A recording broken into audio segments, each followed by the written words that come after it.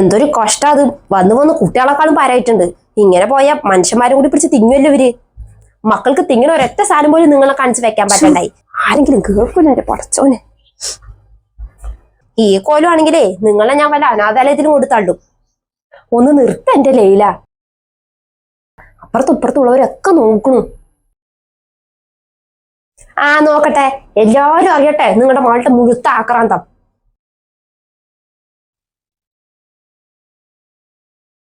എന്റെ കെട്ടിയും കഷ്ടപ്പെട്ട് ഉണ്ടാക്കണതേ എനിക്കും എന്റെ മക്കൾക്കും ജീവിക്കാനാ. പിന്നെ കെട്ടിയോന്റെ ഉമ്മാനി വാപ്പാനെയൊക്കെ അതൊക്കെ നോക്കണത് നാട്ടു നടപ്പന്നെ. പക്ഷെ കെട്ടിയോന്റെ പെങ്ങളിനും കൂടി തല്ലേറ്റണം പറഞ്ഞാ എന്നാ പിന്നെ ആരെങ്കിലും ഒന്ന് വന്ന് കെട്ടിയിട്ട് പോണ്ടോ? അതുമില്ല. ഇതൊക്കെ മരിക്കണം മനുഷ്യനിക്ക് തൊഴിലും കെട്ടണമെങ്കിൽ. ഡി നിർത്ത്. ഈ പറഞ്ഞു എവിടേക്ക് അങ്ങനെ കയറി പോണത്? കുറെ നേരെ ഞാൻ ക്ഷമിക്കണു. ആ ചട്ടിയിൽ 2 വറുത്ത മീൻ ഉണ്ടായിരുന്നു. അത് എന്റെ മകൾ എടുത്ത് തിന്നു. അവളെ എന്റെ അടുത്ത് ചോദിച്ചിട്ട് തന്നെ അത് എടുത്തത്. ഞങ്ങൾക്ക് അറിയോപ്പ അത് നീ നിന്റെ മക്കൾക്ക് വെച്ചതാണെന്ന്.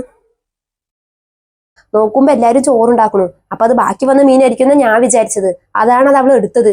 അതിനാണ് ഇപ്പൊ നീ ഇങ്ങനെ കടന്ന് ചാർന്നത്. അതിനെന്നെ കടന്ന് ചാർന്നത്. എല്ലാരും ചോറിന്റെ തന്നെ. നിങ്ങളുടെ മകളും തിന്നില്ലേ? പിന്നെന്താ ഇപ്പൊ 2ാം വട്ടം ഒരു ചോറ് തിന്നല്? അരി സാധനങ്ങളൊക്കെ കടയിൽ പോയിട്ട് ചിരിച്ചു കാണിച്ചിട്ട് മേടിച്ചിട്ട് വരുന്നതല്ല. ആ 2 മീൻ ഞാൻ ആ വൈകുന്നേരത്തേക്ക് പിള്ളേർക്ക് കൊടുക്കാൻ വേണ്ടി മാറ്റി വെച്ചതാണ്. എന്നാ ഒന്ന് ചോദിച്ചിട്ട് എടുക്കുക. എവിടെ ആ ശീലം ഉമ്മാക്കൂല്ല മകൾക്കൂല്ല. തോന്നും പോലെ അങ്ങോട്ട് കാട്ടി കൂട്ട് തന്നെ. ഇനി ഞാൻ കാണിച്ചു തരാ. ഒരൊറ്റ സാധനം പോലും നിങ്ങളുടെ മകള് കാണിച്ച് ഞാൻ ഇവിടെ വെക്കില്ല. ഇന്നലെ കുറച്ച് സാധനങ്ങൾ വാങ്ങിയിട്ട് വന്നിട്ടുണ്ടായിരുന്നല്ലോ ചായക്ക്.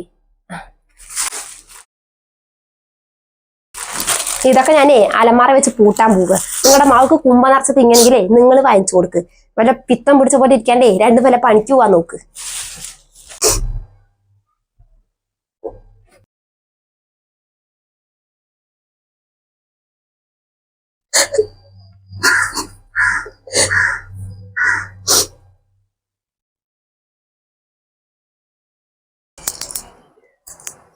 നമ്മ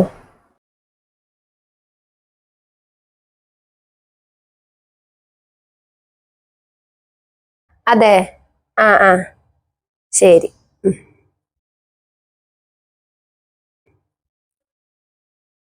പിന്നെ 2 ആഴ്ച മുമ്പ് ഇവരെ കാണാനും ഒരു കൂട്ടര് വന്നിട്ടുണ്ടായിരുന്നില്ലേ? അവർക്ക് ഇവരെ പറ്റിയാക്കണു. അപ്പൊ 2 ദിവസം കഴിഞ്ഞിട്ട് അവരവരുടെ കുടുംബക്കാരെ കൂട്ടിയിട്ട് ഇങ്ങോട്ട് വരുന്നുണ്ട് ഇത്ര ഇവരെ കാണാൻ. ആര്? ആ 10-55 വയസ്സുള്ള കിളവനോ? അല്ല, 17 വയസ്സുള്ള ചെറുപ്പക്കാരൻ. നിങ്ങളുടെ വിചാരം എന്താ? നിങ്ങളിപ്പോഴും മധുര 17കാരി എന്നാ? മൂക്കില് പല്ല് മുളച്ച് തുടങ്ങി. ഇനിയെങ്കിൽ ആരെയും കെട്ടിയിട്ട് ഒരു കുടുംബം ഉണ്ടാക്കാൻ നോക്കാണ്ട് കിളവനാത്ര. നിങ്ങൾ നിങ്ങളുടെ മകളുടെ കാര്യങ്ങൾ പറഞ്ഞ് മനസ്സിലാക്കിക്കോട്ടോ. നിങ്ങൾക്കും 10-35 വയസ്സില്ലേ? പിന്നെപ്പോ എന്താ? അയാൾക്കേ 55 വയസ്സുണ്ട് എന്നുള്ളൂ. കാണാൻ അത്രയ്ക്കൊന്നുമില്ല. ഒരു 40 വയസ്സിന്റെ പ്രായമുള്ളൂ. അതല്ല ലൈല, അത് 2ാം ഘട്ടല്ലേ. ആദ്യത്തെ കെട്ടിലാണ് ഞാൻ. 10-25 വയസ്സുള്ള 2 മക്കളും ഉണ്ട്. അതിനിപ്പോ എന്താ? ഇനി നിങ്ങളുടെ മകൾക്കേ 2ാം ഘട്ടമൊക്കെ തന്നെ വരുള്ളൂ. പിന്നെ ഇവരുടെ ബാക്ക്ഗ്രൗണ്ട് അന്വേഷിച്ച അതും വരില്ല. അത്രയ്ക്ക് നല്ല സ്വഭാവമായിരുന്നല്ലോ. അതല്ലേ ഇപ്പൊ ഇവരിവിടെ അങ്ങനെ ഇരിക്കണത്.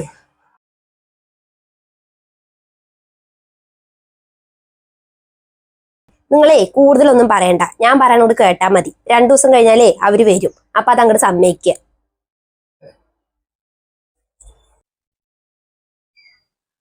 എനിക്ക് വേണ്ടമ്മ ഈ കല്യാണം. അയാളെ കണ്ടാൽ തന്നെ അറിയില്ലേ, 60 വയസ്സെങ്കിലും ഉണ്ടാവും. എന്റെ പ്രായമുള്ള 2 മക്കളും ഉണ്ട് അയാൾക്ക്. അയാളെ കല്യാണം കഴിക്കണേക്കാൾ നല്ലത് ഞാൻ മരിക്കണതാ. ഞാൻ സമ്മതിക്കില്ല ഈ കല്യാണത്തിന്. ഉമ്മ എന്താ ചെയ്യാ എന്റെ കുട്ടിയെ? പിന്നെ ആരെങ്കിലും മണ്ടയിൽ കെട്ടിവെച്ചിട്ട് ഇവിടുന്ന് ഒഴിവാക്കാനാണ് അവര് നോക്കുന്നത്. ഇനിയിപ്പൊ അവൻ വരട്ടെ, അവന്റെ അടുത്ത് ഒന്ന് സംസാരിച്ച് നോക്കാം.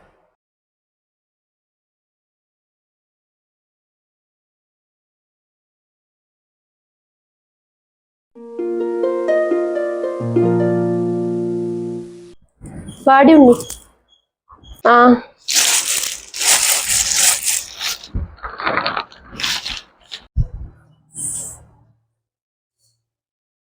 എവിടേക്കാ 2ഉം കൂടി കെട്ടി ഒരുങ്ങിട്ട്?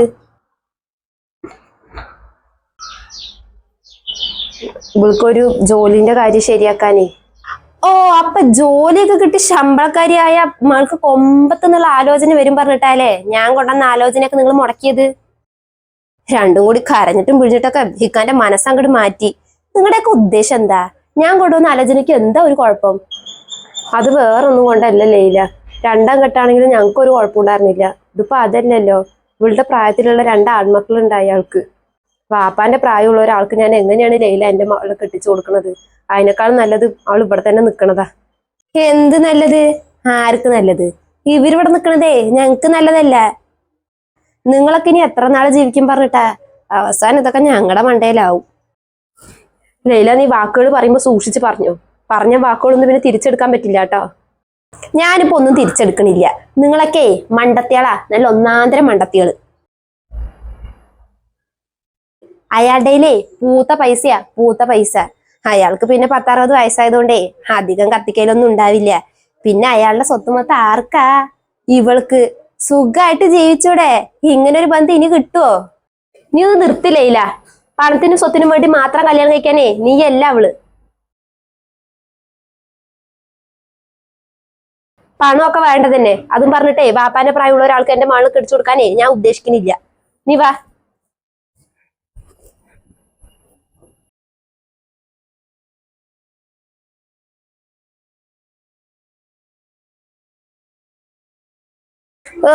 അലമാറയിൽ പൂട്ടി വെച്ചോളി മകളിനെ. വരും ആൾക്ക് രാജകുമാരന്റെ ആലോചന. അവസാനം ഇതൊക്കെ ഞങ്ങളുടെ തലയിലാകുമല്ലോ. എന്തായാലും ഞാൻ അതിന് സമ്മതിക്കില്ല. എങ്ങനെങ്കിലും അവൾ ഇവിടുന്ന് പുകയ്ക്കണം.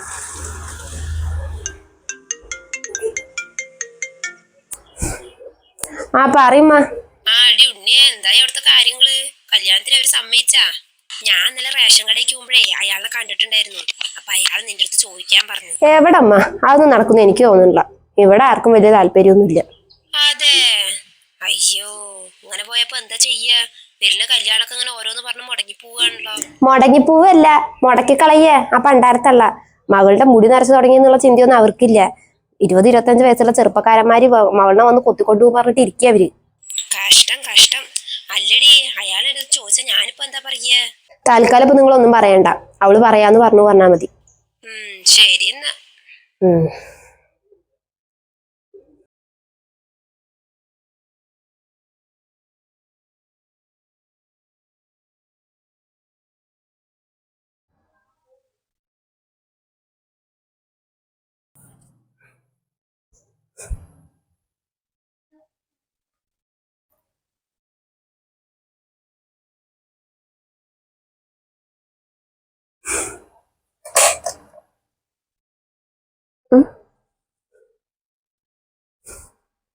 നീ എന്തിനാ ഫാൻ ഓഫ് ആക്കി?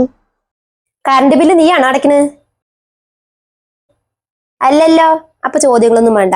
പിള്ളേരെ യൂണിഫോം അവിടെ അഴിച്ചിട്ടുണ്ട്. നീ അത് പോയി തിരുമ്പിടാൻ നോക്ക്. എന്നിട്ട് ആ പിള്ളേരൊന്ന് കുളിപ്പിക്ക്. തല വേദനിച്ചിട്ട് കിടക്കുക ഞാന്. ഒരു 10 മിനിറ്റ് കൂടി കിടക്കട്ടെ, എന്നിട്ട് ചെയ്യാ. പറ്റില്ല. നീ ഇപ്പൊ തന്നെ തിരുമ്പണം. നിന്റെ കാര്യങ്ങളൊക്കെ നോക്കണതേ ഞങ്ങളല്ലേ. അപ്പൊ ഞാൻ പറയണ പണികളൊക്കെ നീ ചെയ്യേണ്ടി വരും. നീ പോയി തിരുമ്പ്. ലൈല, ഞാൻ നിങ്ങളുടെ വേലക്കാരിയൊന്നുമല്ല. എന്തോ ഞാനുള്ള പത്തിയോ? ഞാൻ കൊണ്ടുവന്ന് കല്യാണത്തിന് സമ്മതിച്ചിരുന്നെങ്കിലേ ഇപ്പൊ എന്റെ വായിന്ന് ഇങ്ങനെ കേൾക്കേണ്ടി വരികയായിരുന്നോ? എന്റെ സ്ഥാനത്ത് നീയാണെങ്കിൽ സമ്മതിക്കോ ഇത്രയും പ്രായമുള്ള ഒരാളെ കല്യാണം കഴിക്കാൻ? എന്തെന്ത്? നിന്റെ സ്ഥാനത്ത് ഞാനോ? അതൊരിക്കലും സംഭവിക്കില്ല. ഞാനേ നിന്നെ പോലെ പഠിക്കാൻ വിട്ടാക്കിയ സമയത്തേ കണ്ടവന്മാരുടെ കൂടെ ഒക്കെ കൂടിയിട്ട് വയറ്റിലുമായിട്ടേ കളഞ്ഞിട്ട് വന്നിരിക്കുന്ന പെണ്ണൊന്നുമല്ല. നാട്ടുകാരും വീട്ടുകാരൊക്കെ അറിഞ്ഞ് ആകെ നാറി പുഴുത്ത് ചമ്മി. ഞാനേ പഠിക്കാൻ വിട്ടാക്കിയ സമയത്തേ നന്നായി പഠിച്ച് നല്ല പ്രായത്തിൽ കല്യാണം കഴിച്ചിട്ടേ ഇപ്പൊ 2 മക്കളായിട്ട് സുഖമായിട്ടാ ജീവിക്കുന്നത്. എന്നിട്ട് അവള് പറയ അവളുടെ സ്ഥാനത്ത് ഞാനാണ്. നടക്കൊന്നേ എന്നെ കുറിച്ച് പറയാൻ ഒരു യോഗ്യതയും ഇല്ല. നീ ഇപ്പൊ അവിടെ നിന്നിട്ട് ഞാൻ പറഞ്ഞ പണികൾ ചെയ്യാൻ നോക്കടി. അഞ്ച് ഷാറ്റ് ഞാൻ